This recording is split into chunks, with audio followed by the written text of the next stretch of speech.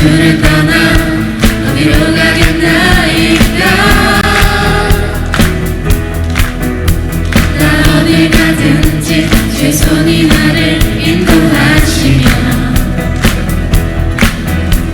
주의 오른손이 나를 붙드시리라.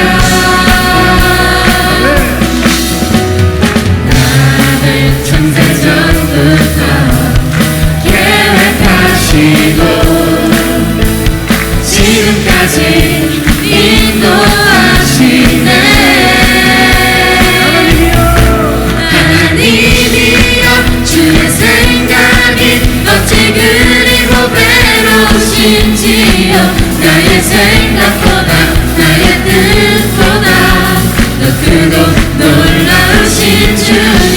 하나님이여 나를 살피사 나의 마음을 다시오니 나를 영원한 길로 인도하소서. 나보다 나를 잘 아시는 주님. 시편 139편의 말씀입니다. 내가 주를 떠나 어디로 가겠나이까. 나 어딜 가든지 나 어딜 가든지 주 손이 나를 인도하시며 주 오른손이 나를 붙드시리라. 나를 창세전부터 계획하시고 지금까지 인도하시네. 하나님이여 주의 생각이 어찌 그리 고배로우신지요. 나의 생각보다 나의 뜻보다 더 크고 놀라우신 주님. 하나님이여 나를 살피사 나의 마음을 다시오니 나를 영원한 길로 인도하소서.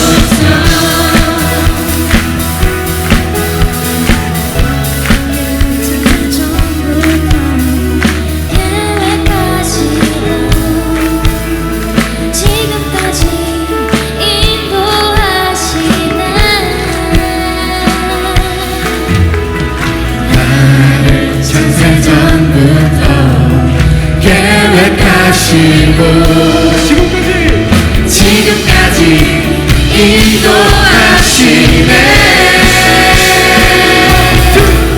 하나님이여 주의 생각이 어찌 그리 고배로우신지요. 나의 생각보다 나의 뜻보다 더 크고 놀라우신 주님. 하나님이여 나를 살피사 나의 마음을 다시오니 나를 영원한 길로 인도하소서. 하나님이여 주의 생각이 어찌 그리 고배로우신지요. 나의 생각보다 나의 뜻보다 더 크고 놀라우신 주님.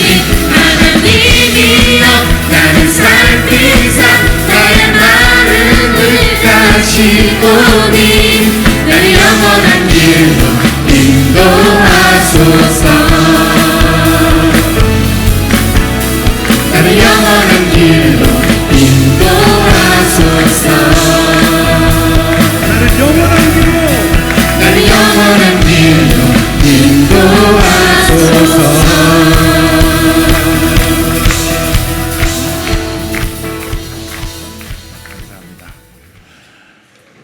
오늘 나눌 하나님 말씀은 저주에서 자유케 되기 이걸 해야 될 텐데 양해 말씀 구합니다. 제가 이 부분이 아직 정리가 안 된 것 같아요.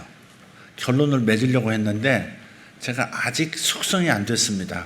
그래서 조금 미뤘다가 그 부분은 제가 정리해서 말씀을 드리도록 하겠습니다. 쉽게 갈 수 있는 방법도 있는데 정확해야 될 것 같습니다. 그래서 성경적이어야 되고 또 경험적으로도 문제가 없어야 되고 또 여러 가지 면에서 좀 준비가 조금 더 필요해서 이 주제는 다음에 결론을 맺도록 하겠고, 오늘은 기쁨의 연결되기라고 하는 제목으로 말씀 나누겠습니다. 시편 16편 11절입니다. 주께서 생명의 길을 내게 보이시리니 주의 앞에는 충만한 기쁨이 있고 주의 오른쪽에는 영원한 즐거움이 있나이다. 아멘, 아멘. 타겟이라고 하는 분이 있습니다. A.W. 타겟이라는 분이 창이라는 단편 소설을 썼는데요. 여기에 나온 이야기입니다.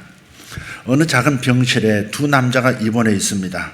한 사람은 폐암 말기 선고를 받고 있던 환자였고, 또 한 사람은 디스크 환자입니다. 근데 이 디스크 환자는 수술을 받은 지 얼마 안 돼가지고 그래서 꼼짝없이 침대에 누워만 있어야 합니다. 폐암 환자는 가끔 자리에서 일어나서 자기 곁에 있는 창밖을 내다봅니다.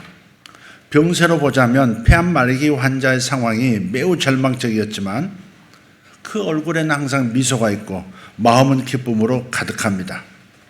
하루는 디스크 환자가 창밖을 보고 있는 폐암 환자에게 묻습니다. 도대체 밖에 무엇이 보이냐? 그러자 폐암 환자가 지그시 눈을 감고 이렇게 말했습니다. 아름다운 호수에 보트와 백조가 한가로이 떠 있고 호숫가를 산책하는 연인들, 잔디밭에서 놀고 있는 어린아이 얼굴이 보이네요. 이 말을 듣고 있던 디스크 환자의 얼굴은 갑자기 분노로 일그러기 시작합니다. 그는 폐암 환자에게 기쁨 있는 까닭이 그의 침대가 창문 곁에 있기 때문이고 자기는 차별 대우를 받고 있다는 생각을 했습니다. 그래서 빨리 폐암 환자가 죽어서 나가면 창가의 침대를 차지해야 되겠다, 그렇게 생각을 했습니다. 소리가 좀 울리는데 방송실 좀 울리게 들려요. 네. 그러던 어느 날 폐암 환자가 심하게 기침을 하면서 신음을 하기 시작합니다. 디스크 환자는 비상벨을 눌러서 의사를 불러줄까 그렇게 생각하다가 침대를 차지해야 되겠다, 그 생각에 그대로 두어버렸어요. 아침이 밝아올 무렵 갑자기 옆 침대가 조용해졌고요. 폐암 환자는 그의 기대대로 세상을 떠났습니다. 그가 병실을 떠난 다음에 병원의 허락을 받아서 드디어 창문 곁 침대로 옮기게 됐고, 옮기자마자 있는 힘을 다해서 침대에서 일어나 창밖을 내다보았습니다. 그런데 놀랍게도 창밖에는 회색의 콘크리트 담벼락 뿐인 겁니다. 그는 그제야 폐암 환자의 기쁨이 환경 때문에 생긴 기쁨이 아니라 그 자신이 선택한 기쁨 때문이었다는 사실을 깨닫게 된 거예요. 그렇습니다. 기쁨은 선택의 문제입니다. 우리의 삶은 매 순간 주어진 상황 중에 하나를 선택해서 이루어집니다. 스스로 선택한 것이든 외부의 강요에 의한 것이든 매 순간 선택에 의해서 삶이 결정되기 때문에 우리의 삶은 선택의 연속이라 그렇게 말할 수 있습니다. 심리학자들은 사람은 매일 150가지의 선택을 하면서 산다, 그렇게 말합니다. 현재 나도 과거의 선택에 의해서 이루어진 것이고 미래의 나 역시 선택의 결과에 의한 것입니다. 그 선택 중에서 잘했다고 만족하는 것도 있을 수 있고 어쩌면 잘못된 것이라는, 그래서 후회하는 것일 수도 있습니다. 어쨌든 각 사람의 일생은 선택에 의해서 달라질 수 있다 하는 겁니다. 위 이야기에 나온 폐암 환자처럼 기쁨 또한 마찬가지입니다. 기쁨을 선택하면 자신의 처한 상황이나 상황에 상관없이 기뻐하게 될 것입니다. 어떤 환경, 어떤 상황 상관없습니다. 기쁨을 선택하면 기뻐하게 되는 겁니다. 기쁨을 선택하면 기뻐하게 되는 겁니다. 그렇게 압력을 넣어야 꼭 아멘을 하고, 빌립보서 1장 18절에 보면요, 사도 바울의 모습에서 이것을 확인할 수 있습니다. 여기서 바울은요, 1장 18절을 보면 내가 기뻐하고 또한 기뻐하리라, 그렇게 고백합니다. 내가 기뻐하고 또한 기뻐하리라. 이는 자신이 처한 환경에 개의치 않고 계속해서 기뻐하는 삶을 선택해서 살겠다는 강한 의지를 표명한 겁니다. Will rejoice. 강한 의지를 표명한 거예요. 이번 제가 3일 동안 어제까지죠. 그제까지입니다. 집회가 진행되는 동안에 둘째 날에 안타까운 소식을 들었습니다. 중국 연변에서 목회하는 조선족 목사님 부부가 공안에 급작스럽게 체포돼서 끌려갔다는 소식이었습니다. 제가 집회했던 교회 이름이 동서남북교회입니다. 그 동서남북교회와 연결돼서 그 교회 성도들도 오고 여기 있는 분들도 가서 사역하고 조심스럽게 그렇게 관계하던 그 교회 목사님이신데 체포되었다고 하니까 동서남북교회 목사님과 성도들이 모두 심각해진 거예요. 목사님이 심각해져서 저에게도 얘기하셨고 기도해 달라는 겁니다. 그런데 다행히 그 다음날 곧바로 풀려났다는 겁니다. 한국에 왔던 아이들이 학생들이 서로 사진 찍고 했던 것을 학교에 가서 그만 노출한 것 같아요. 바로 이제 공안에서 조사가 들어왔고 다행히 학생선에서 이제 끝나고 교회 전체에는 피해가 되지 않도록 그렇게 정리가 된 것 같습니다. 빌립보서를 보면 지금 바울은 로마 감옥에 갇혀 있고요. 바울의 동역자들과 바울이 개척한 교회들은 크게 위축이 되어 있는 상황입니다. 결코 기뻐할 만한 상황이나 환경이 아니었어요. 그렇지만 이 바울은 그런 속에서도 기쁨을 선택한 거예요. 그래서 지금도 기뻐하고 있고 앞으로도 계속 기뻐할 것이라고 말을 합니다. 아울러서 그는 빌립보 교회 신자들에게 너희도 기쁨을 선택하면서 살아라 이렇게 권하고 있는 거예요. 빌립보서 전체를 보면 기쁨이라는 단어를 많이 사용합니다. 빌립보서 3장 1절을 보면 정말로 나의 형제들아 주 안에서 기뻐하라 이렇게 말씀하고 또 4장 4절에 보면 주 안에서 항상 기뻐하라 내가 다시 말하노니 기뻐하라. 여기에 나오는 기뻐하라고 하는 이 말씀의 문법적 시제가 모두가 다 현재 능동태 명령형으로 되어 있습니다. 주 안에서 기뻐하라 3장 1절 내가 다시 말하노니 기뻐하라 항상 기뻐하라 빌립보서 4장 4절 전부 현재 능동태 명령형이에요. 헬라어에 있어서 이 현재형이라고 하는 것은 계속의 의미가 있어요. ing입니다. 계속의 의미가 있어요. I will continue to rejoice. 나는 계속해서 기뻐할 것이다. 나는 계속해서 기뻐하겠다. 그런 거죠. 능동태 명령형 안에는 선택과 당위성의 의미가 있어요. 그러니까 정리하자면 이런 거예요. 어떤 경우에든지 기쁨을 선택해서 기뻐하면서 살라 그런 의미가 있습니다. 우리가 잘 아는 미국의 대통령 링컨은 이렇게 말합니다. 모든 사람은 자신이 선택한 만큼만 행복하다. 모든 사람은 자신이 선택한 만큼만 행복하다.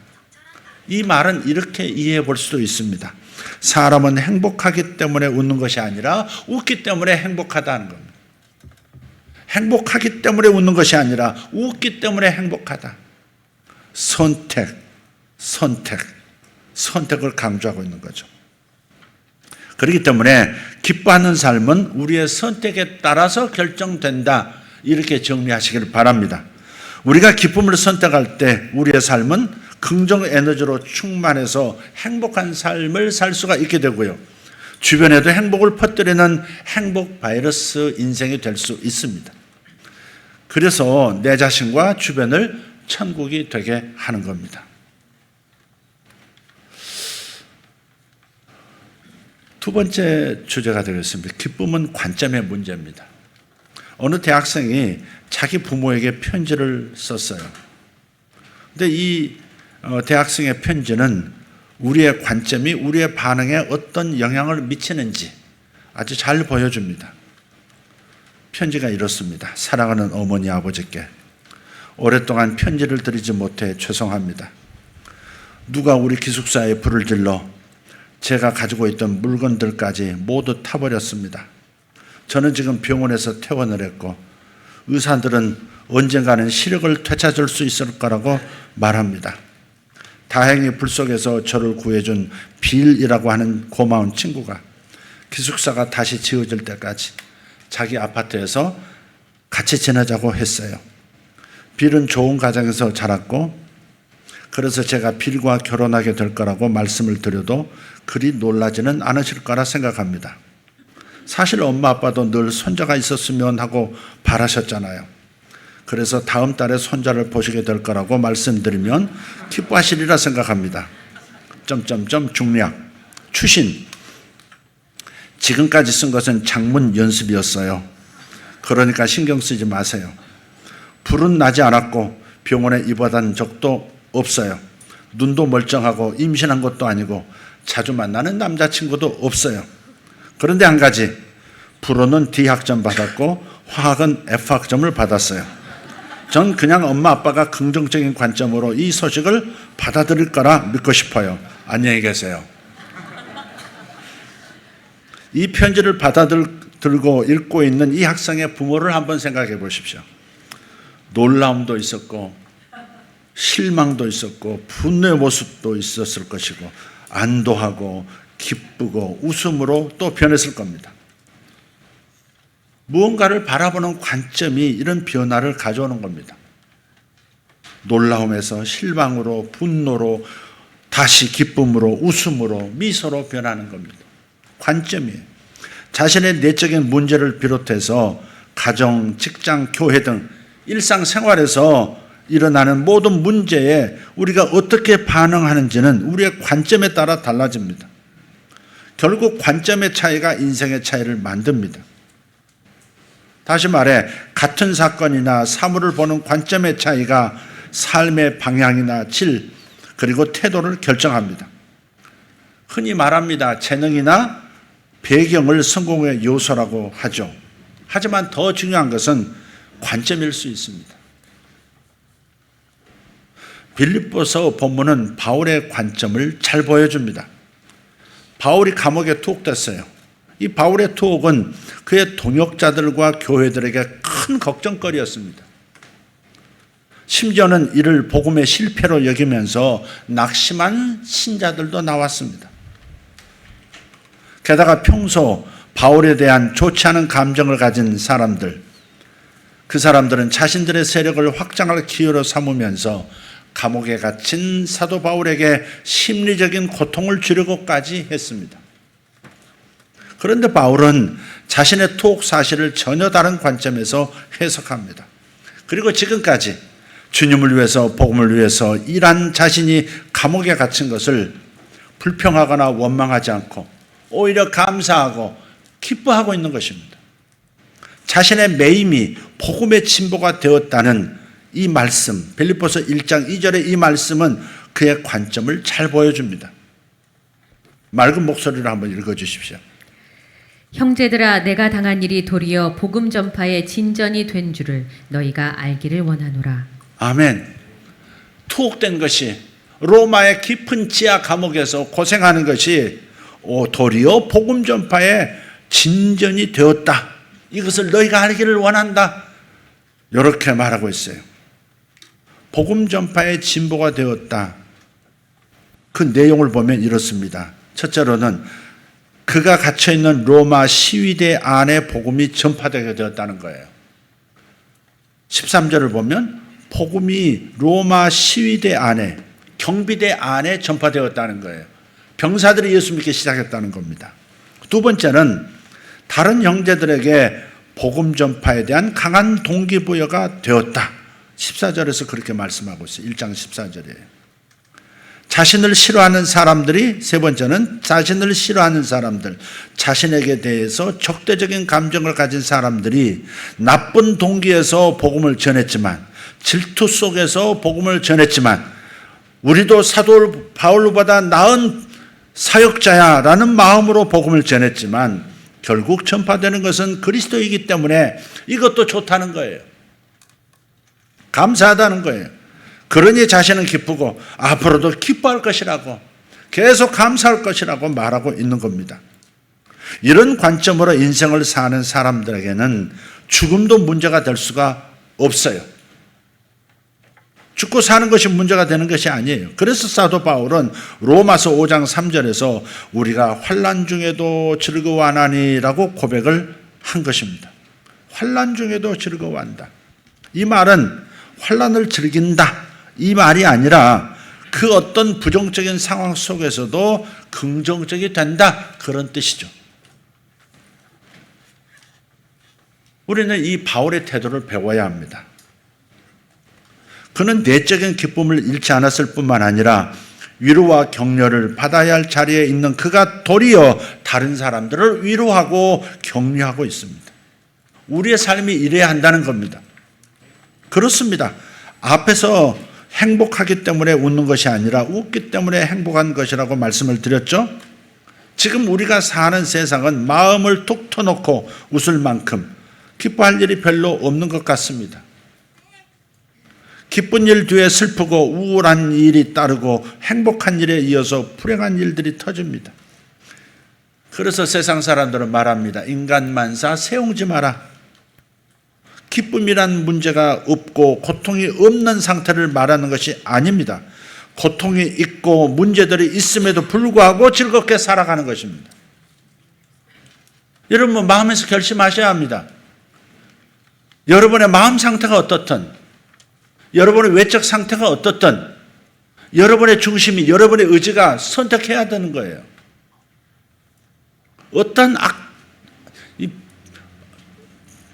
어떠한 고통스러운 상황 속에서도 자신이 기쁨을 선택하겠다고, 긍정적으로 바라보겠다고, 감사할 일로 재해석해보겠다고 결심을 하시면 어떤 상황도 여러분에게서 기쁨을 빼앗아갈 수가 없어요. 다시 말씀드리겠습니다. 기쁨이라고 하는 것은 문제가 없고 고통이 없는 상태를 말하는 것이 아니에요. 고통이 있고 문제들이 있음에도 불구하고 즐겁게 살아가기로 결정하는 겁니다. 그 비결이 바울처럼 올바른 삶의 관점을 갖는 데 있습니다. 그리고 세 번째로 다시 기쁨을 살펴보면 기쁨은 신앙의 문제라 이렇게 정리할 수 있습니다. 우리는 수많은 사건, 사고 속에서 파도처럼 밀려오는 염려와 걱정거리 속에서 살고 있습니다. 이런 삶 속에서 기쁨을 선택하고 그 가운데서 항상 기뻐할 수 있는 관점을 갖는다는 것은 결코 쉽지가 않습니다. 그러나 항상 기뻐한다 하는 것이 불가능한 것은 또 아닙니다. 쉽지 않지만 불가능한 것도 아니에요. 여기에는 중요한 전제가 있습니다. 그것이 바로 신앙이에요. 바울은 환난 중에도 즐거워한다고 고백하죠. 로마서 5장 3절 4절. 다만 이뿐 아니라 우리가 환난 중에도 즐거워하나니 이는 환난은 인내를, 인내는 연단을, 연단은 소망을 이루는 줄 알미로다. 아멘. 네. 무언가 생산해내는, 환난이 무언가를 생산해낸다는 거예요. 아주 긍정적인, 아주 아름다운, 아주 바람직한 무언가를 생산해낸다는 거예요. 그래서 바울의 긍정적인 기쁨의 태도에는 까닭이 있는 거예요. 성장과 성숙이 여기에서 자라기 때문이라는 겁니다.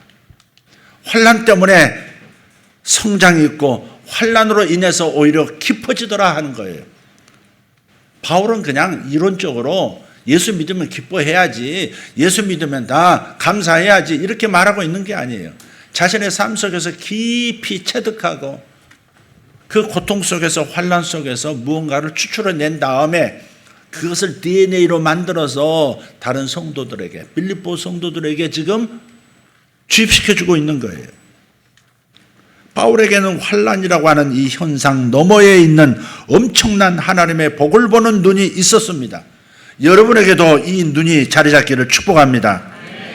환난이라고 하는 현상 너머에 있는 이 엄청난 아름다운 하나님의 복을 보는 눈이 있으시기를 다시 한번 축원합니다. 이 눈을 갖게 하는 것이 바로 신앙이에요. 바로 이 신앙이 우리로 하여금 기쁨을 선택하게 하고 기뻐할 수 있는 관점을 갖게 합니다. 그래서 웨더헤드라고 하는 분은 이렇게 말합니다. 기쁨의 반대는 슬픔이 아니라 불신앙이다. 기쁨의 반대는 슬픔이 아니라 불신앙이다. 우리나라에 선교단체가 참 많아요. CCC부터 시작해서 YM 예수전도단도 있고요. 조이 선교단이라는 거죠. 조이 선교단이 있어요. 조이라고 하는 선교단체인데 이 사람들은 자신들의 정신을 이 조이라고 하는 단어의 알파벳으로 표현합니다. 미국 사람들 그런 거 잘하거든요. 어떤 단어를 선택해서 알파벳 한자 한자를 가지고 또 단어를 만들어 가지고 무언가를 전하는 그런 그 스킬이 있어요. 조이, J-O-Y죠. J는 Jesus first, 예수가 먼저라는 거죠. O는 others second, Y는 you third. 세 번째는 당신이라는 거예요. 그러니까 참된 기쁨은 예수를 첫째로, Jesus first, 예수님을 우리 삶의 첫 번째가 되게 함에 있다는 겁니다. 영어에는 이런 표현도 있습니다. No Jesus, no joy. 예수님을 알면 기쁨을 알게 되고 No Jesus, no joy. 예수님이 없으면 기쁨도 없다. 예수를 믿으니까 제가 목사기 때문에 이런 말을 하는 게 아니라 항상 기뻐할 수 있는 조건이 지천에 널려 있는 거예요. 눈에 보이는 거 없어도 내가 예수님이 있다고 하는 이 사실 하나로 배가 부르고요. 어떤 상황에서도 길이 보이고요. 소망이 있고요. 희망이 파도처럼 몰려오는 거예요. 예수가 내게 계시기 때문에 내 미래가 있고요. 영원 세계가 보장이 되어 있고요. 인생은 한 번 죽으면 끝인데 세상 사람들은 끝이라고 말하지만 그의 영원히 살 처소가 우리 예수님을 인해서 지옥이 아닌 천국으로 준비되어 있다는 사실만 생각해도 이 땅에서 가진 거 없어도 누리지 못해도 충분히 만족스러운 일들이 없다 할지라도 너무나 행복하고 너무나 감사한 거 아닙니까? Jesus first, 예수님을 우리의 삶의 첫 번째가 되게 하는 것. 예수를 알면 기쁨을 알게 되고 경험하게 되고 예수님이 없다면 기쁨도 없는 것이 인생인데 이게 진리고 이게 실제인데 사람들은 그 생각을 못하고 사는 거예요. 예수를 만나지 못했기 때문에. 예수님은 참된 기쁨의 원천이신 줄 믿습니다. 오늘 본문 다시 한번 읽어봅시다. 주께서 생명의 길을 내게 보이시리니, 같이 주께서 생명의 길을 내게 보이시리니 주의 앞에는 충만한 기쁨이 있고 주의 오른쪽에는 영원한 즐거움이 있나이다. 주님을 만나면 기쁨이 있습니다. 기쁨이 없다는 것은 지금 주님이 당신 앞에 첫 번째가 되지 못하고 있기 때문에 기쁨이 없는 거예요. 돈이 없어서 기쁨이 없는 게 아니에요. 병이 있어서 기쁨이 없는 게 아니에요. 어려움이 닥쳐왔기 때문에 지금 슬프고 외롭고 화가 나는 게 아니에요. 예수님과 함께 있지 않기 때문에, 마음을 예수님께 두지 않기 때문에 기쁨이 없는 거예요. 예수님은 성령의 열매인 기쁨을 우리에게 주시는 분이시고요. 갈라디아서 5장 22절. 또한 우리의 기쁨을 충만케 해주시는 분이세요. 요한복음 15장 11절 말씀 같이, 내가 이것을 너에게 이름은 내 기쁨이 너희 안에 있어 너희 기쁨을 충만하게 하려 함이라. 아멘. 주의 앞에는 기쁨이 있고 주의 오른편에는 영원한 즐거움이 있나이다 그랬죠. 그러니까 예수님에게는 항상 기쁨 에너지가 충만하신 거예요. 모든 사람에게 기쁨을 넣어주시고도 계속해서 기쁨이 충만하게 차오르시는 기쁨 덩어리, 기쁨의 근원, 기쁨의 우물이신 분이시죠. 그래서 주님이 원하시는 것은 당신이 기뻐하는 이 기쁨이 우리들에게도 있기를 원한다는 거예요. 예수 믿는 우리에게, 하나님의 사랑을 받는 하나님의 자녀인 저와 여러분에게 주님은 기쁨이 넘쳐나는 인생이 되도록 해주고 싶으신 거예요. 그렇기 때문에 우리가 주님을 믿는 믿음 안에 있을 때 기쁨을 알고 기쁨을 선택하고 기뻐할 수 있는 관점을 가질 수가 있는 줄 믿습니다. 2000년에 개봉된 짐 캐리 주연의 영화가 하나 있습니다. 어떻게 그린치가 성탄절을 훔쳤는가.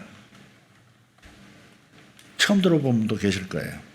어떻게 그린치가 성탄절을 훔쳤는가. 크리스마스 영화입니다. 그린치는 털이 많은 초록 심술쟁이 괴물입니다. 어느 날 그린치가 높은 산에서 후빌 시내를 내려다봅니다.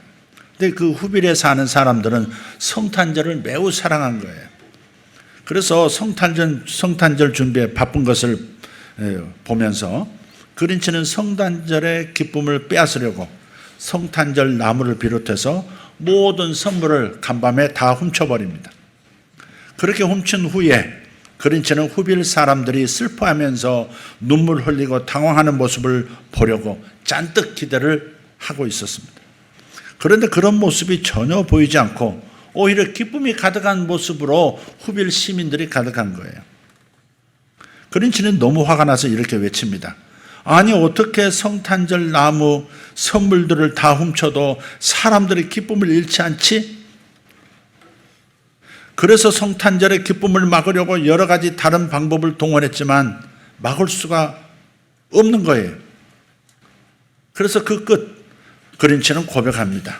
아, 성탄절의 기쁨은 선물이나 다른 어떤 물질에 있는 것이 아니구나.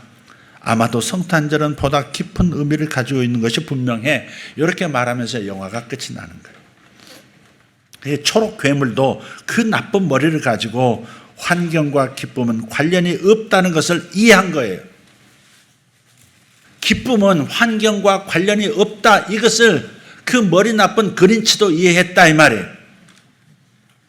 그런데 아직도 이 사실을 이해하지 못한 사람들이 우리 주변에 참 많습니다. 초록 괴물 그린치처럼 세상은 우리에게서 기쁨을 빼앗으려고 안달입니다. 그래서 기쁨이 없는 신앙생활, 기쁨 없는 예배생활, 기쁨 없는 목장 모임, 기쁨이 없는 섬김, 기쁨 없는 가정생활, 기쁨 없는 직장생활, 사회생활 그렇게 살아가도록 하는 겁니다. 우리는 여기에 휘둘려서는 안 되는 겁니다. 예수님의 이름으로 결박해서 추방시키기를 예수 이름으로 축복합니다. 그리고 믿음 안에서 날마다 순간마다 기쁨을 선택하고 기뻐하는 관점을 가지려고 노력하셔야 합니다. 기쁨을 선택하고 기뻐하려는 관점을, 기뻐하는 신앙을 회복해야 합니다. 그래서 환경이나 상황에 관계없이 항상 기뻐하는 모습을 가지시기를 바랍니다. 이것이 성령의 두 번째 열매, 희락, 즉 기쁨이 주는 메시지입니다. 오늘 기쁨에 연결되기가 오늘의 제목이죠. 그래서 마지막으로 기쁨에 연결될 수 있는 팁 한 가지 말씀드리겠습니다. 10초면 됩니다. 누군가의 행복을 빌어주는 거예요. 내일 출근하시면 1시간에 한 번씩 지나가는 아무나 두 사람을 골라서 행복을 빌어주십시오. 두 사람을 지정하는 이유가 있습니다. 부담을 느끼지 말라는 거예요. 1시간에 두 사람씩 골라서 행복을 빌어주십시오. 그냥 마음속으로 나는 이 사람이 행복해지기를 원합니다. 나는 저 사람도 행복해지기를 원합니다. 이렇게 말하면 됩니다. 이건 혼자 비밀리에 하는 것이기 때문에 민망할 것도 없어요. 10초간만 마음속으로 축복하고 하던 일을 계속 하시면 됩니다. 그런데 이렇게 하면 하나같이 얼굴에 미소를 띠게 됩니다. 모두가 10초 전보다 행복해집니다. 우선 내가 먼저 행복해져요. 내가 먼저 기뻐야죠. 사랑과 친절의 기쁨입니다. 다른 사람이 행복하기를 비는 친절을 가지면 내가 먼저 행복해지는 보상이 따르는 겁니다. 타인이 행복해지기를 바라는 것만으로도 나 역시 행복해지더라. 기억하십시오. 1시간에 한 번씩 10초만 사용해서 두 사람이 행복해지기를 블레싱 해주는 겁니다. 틀림없이 최고의 날이 될 것입니다. 그리고 여러분 내일 그렇게 해보시고 아니 오늘부터 시작하십시오. 오늘부터 시작하십시오. 이것을 일주일 해보시고 3주만 하시면 보통은 습관이 드는 것이 21일입니다. 완벽한 습관으로 자리 잡는 것은 40일이라고 해요. 보통. 그러니까 21일 동안 21일 동안만 매일 1시간에 10초만 시간 내서 두 사람에게 행복을 빌어주면 됩니다. 구체적으로 빌지 않아도 됩니다. 저분이 행복해지기를 원합니다. 저 사람도 행복해지기를 바랍니다. 주님. 이렇게 해주는 겁니다. 하실 수 있겠죠? 옆에 분에게 물어보세요. 할 수 있겠냐고. 대답을 듣고 고개를 돌리세요.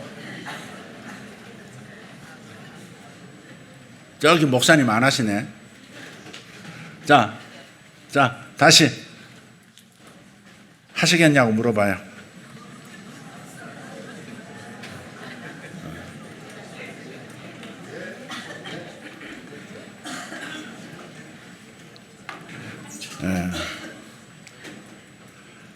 다시 말합니다. 인생은 선택입니다. 기쁨도 선택입니다. 외부 환경에서 상황에서 찾지 마십시오. 여러분 지갑에서 찾지 마십시오. 자녀에게서도 찾지 말고 배우자에게서도 찾지 마십시오. 선택입니다. 어떤 대상을 통해서 찾으려고 하지 말고 그냥 기쁨을 선택하는 겁니다. 기뻐하기로 선택하는 겁니다. 잘 안 되면 예수님을 찾으면 Jesus first, 예수님을 먼저 찾으시면 기쁨을 선택할 수 있게 되는 것을 금세 아시게 될 거예요. 언제든 누구나 누릴 수 있는 기쁨의 방법을 선택하십시오. 이제부터 여러분 모두 순수한 기쁨에 연결되기를 예수 이름으로 축복합니다. 아멘. 할렐루야. 기도하겠습니다.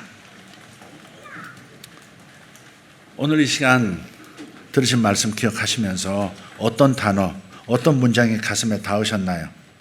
물론 기쁨이란 단어를 제외하고 생각하지 마십시오. 기쁨은 선택이다. 기쁨은 관점의 문제다. 기쁨은 결국 신앙의 문제인 것이다. 라고 생각하시고 오늘 이 시간 다시 한번 여러분의 의지로 기뻐하기로 결정하시고 또 당장부터 오늘부터 한 시간에 한 번 두 사람을 선택해서 10초 동안 행복을 빌어주는 그런 시간 갖기로 결정하시는 기도 올리도록 하겠습니다. 다 같이 통성으로 기도합니다. 하나님 감사합니다. 하나님 기쁨에 연결되는 길을 열어주시니 감사합니다. 아버지, 우리가 기뻐하지 못하는 이 어리석음, 우리의 선택에서 기쁨은 선택인데 기쁨을 환경에서 찾았고 기쁨을 하나님 상황에서 찾았습니다. 기쁨을 대상에서 찾았고 아버지, 그래서 어리석은 사람처럼 기뻐하다가 슬퍼하다가 기뻐하다 외로워하다 기뻐하다 분노하다 기뻐하다가 힘들어하다 오고 갔습니다. 아버지, 부침이 있는 이 우리의 마음을 하나님 긍휼히 여겨 주심을 감사합니다. 기쁨을 선택하라 하셨으니 감사합니다. 기쁨을 선택하겠습니다.